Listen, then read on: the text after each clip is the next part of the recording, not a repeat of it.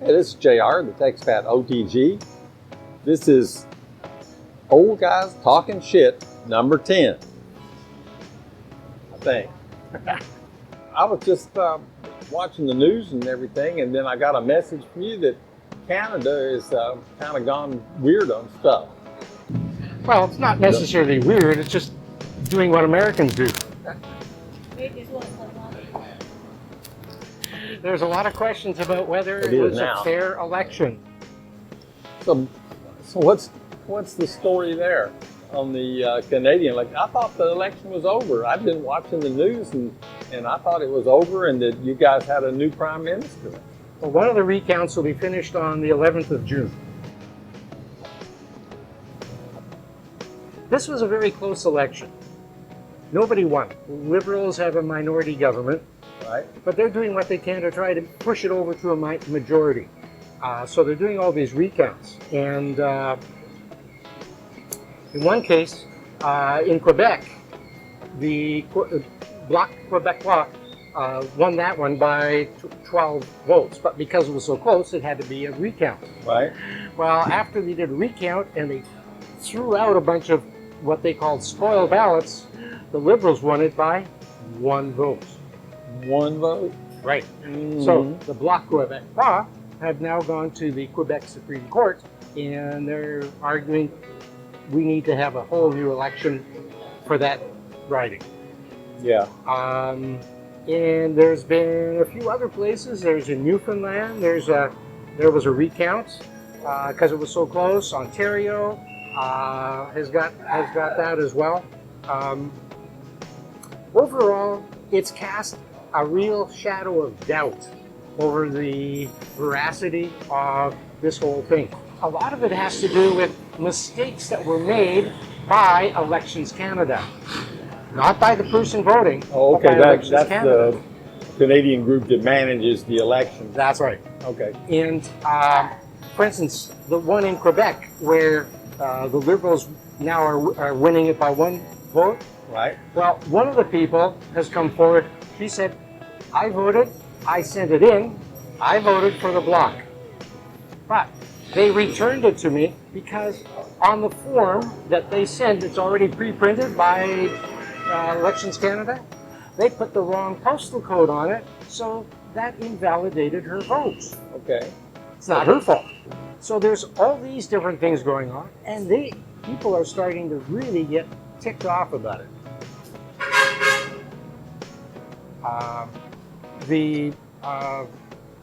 Like I say, the veracity of this election has been kind of cast into doubt.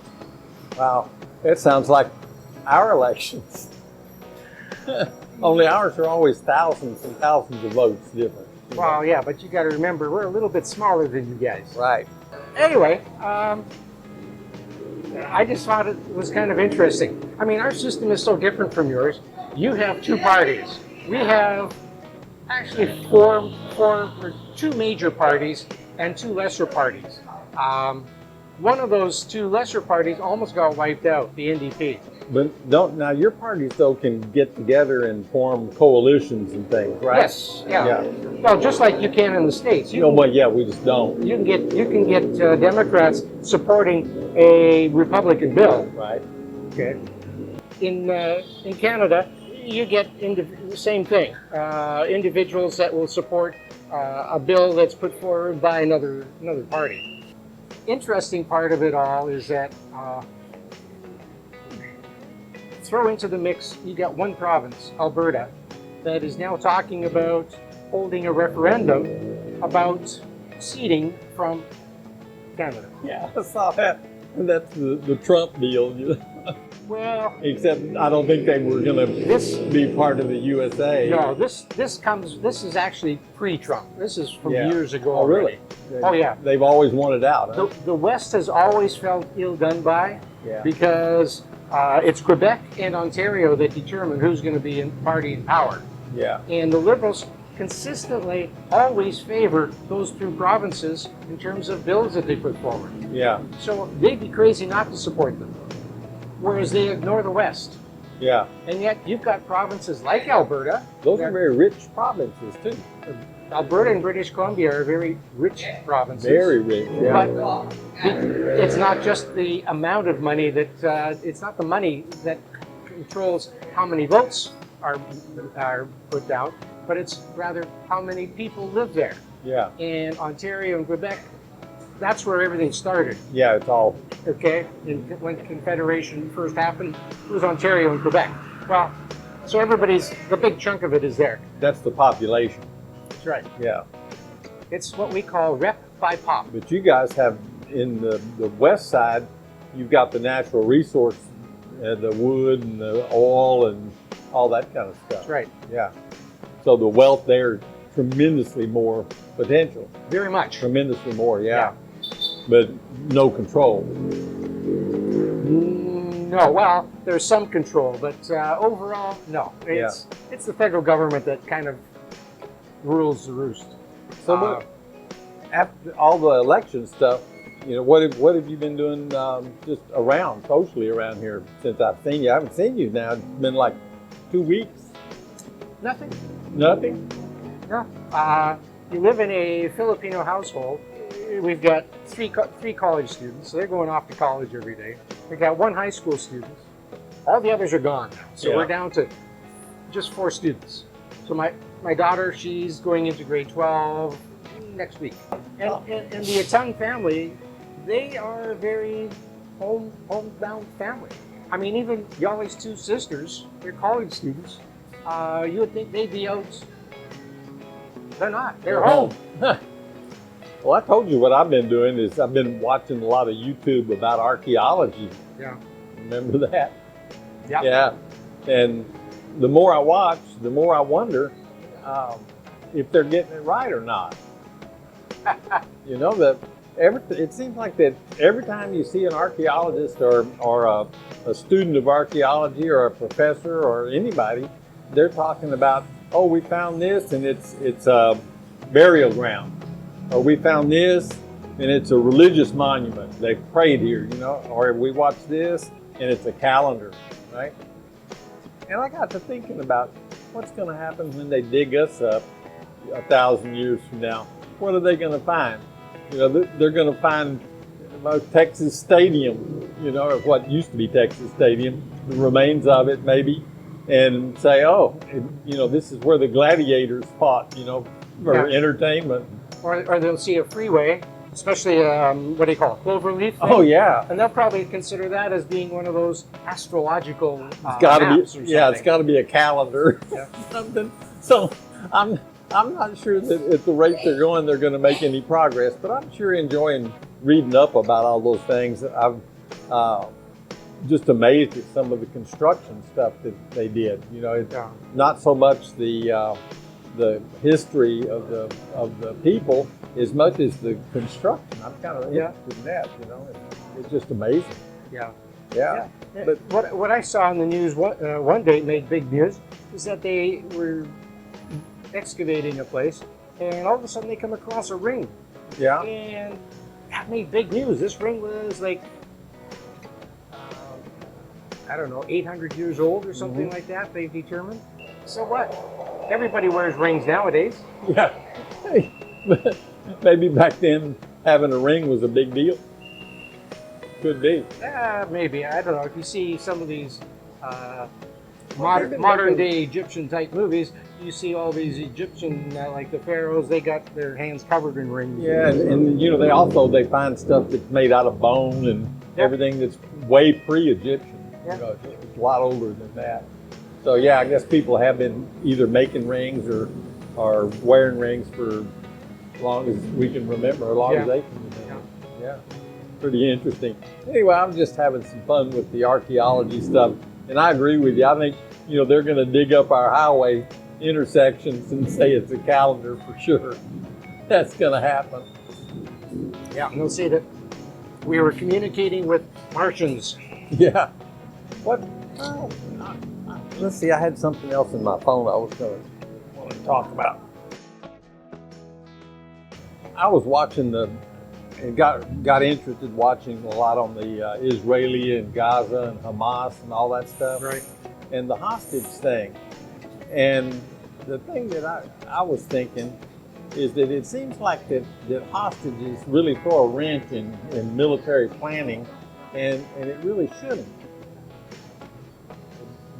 Have you ever thought about that? I thought a lot about the stuff that's going on with these two major wars, the Russia Ukrainian war, as well as the Israeli war. Yeah, but Hamas is the only one that did hostages. Well, yeah. One thing I didn't realize until recently is that not all Palestinians support Hamas. No, that's true. And Hamas actually will execute Palestinians that oppose them. Nice guys. So, that's... Well, the thing that I was thinking was more on the military side is that you can't plan a war based on hostages. It's the thing, those soldiers are out there and they're willing to give up their life for their country and for the cause, and because they're in the army, of course, there are things like that.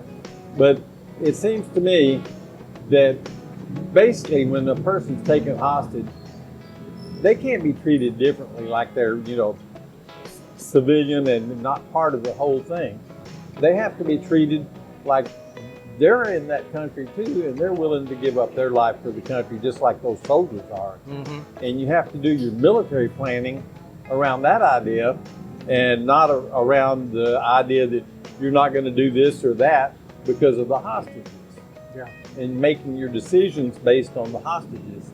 I think you have to make the decision to win the war or win the conflict, and the hostages are going to get whatever they get. And if they do get killed, and a lot of them got killed by the Hamas just because, we don't know why they got killed. They're just dead. Mm-hmm. Some of them they shot right in front of the IDF, is what I understand. So anyway, I was just kind of wondering about that. And my theory on it is, basically you just can't fight a war based on what the hostages do. Mm-hmm. Rhea said we're going to have to cut our visit short today because a couple of reasons. You need to get back early to shop, I guess. And, we have some other things to do. I think Rhea's got some stuff planned here. I don't know what, but you never know because she's always on her phone. What? You're on it when you can't even get on the internet. One thing I saw in the news, just as an aside, there's always this talk about the trans athletes, and which I absolutely don't understand that issue. Well, made up. The latest thing is there was one of the Olympians from the States. She won gold medal, I think, in gymnastics. Mm-hmm. And she was arguing with Riley? Right.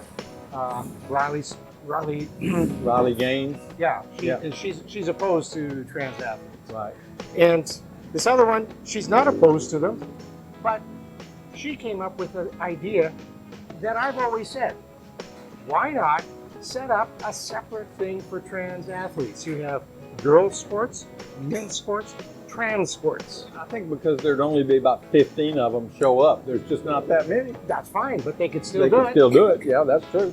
I remember, small town basketball teams still play basketball. So I guess that's true. I think it's probably a good idea. Yeah, I don't see them playing together. I think it's a bad thing. And I also think the issue is a made-up issue. I think that, the left in the U.S. has just pushed it out of proportion because you don't see the problem anywhere else. Well, and now there's this controversy about the fellow from, I forget which country it was in Europe. He's from the Middle East. Right. She won the gold medal in women's boxing. That doesn't play, does it? The fight that he had, or she had, whatever you want to refer, that it had, that works. Basically, one punch in the face of, and she was down, and that was it. She refused to fight any further. And so the guy got his Got gold his medal. gold medal, yeah. Now, they've done some testing, and they've discovered that maybe he doesn't qualify as a female. Yeah. So, I don't know. I think that whole, I've just always, ever since that came up, you know, there's such a small part of the population. I never heard anything about it before until the Democrats made an issue out of it in the U.S. And then all of a sudden it's everywhere. well, that's because of that inclusivity. Yeah, the that they- DEI stuff Yeah. and all that. Yeah, sure is. I mean, you can be included, but you don't have to impose yourself on everyone else. That's a fact. Yeah, absolutely. There's But it- that's what they seem to try to do, you know. And it's not just that; it's everything. You know, it's you know, that's just one of the issues. Yeah, it's like, you can come to my birthday party, but I don't want you to take control of my birthday party. Yeah, That type of thing. yeah, Where it seems like in today's culture, not only can you come to the birthday party, but the whole birthday party can be about you. yeah, yeah. That's right. And that's not fair. No, it's not. That's not inclusivity. No. Well, that whole thing, it looks like it's fading into the background. Like us, we need to fade into the background too.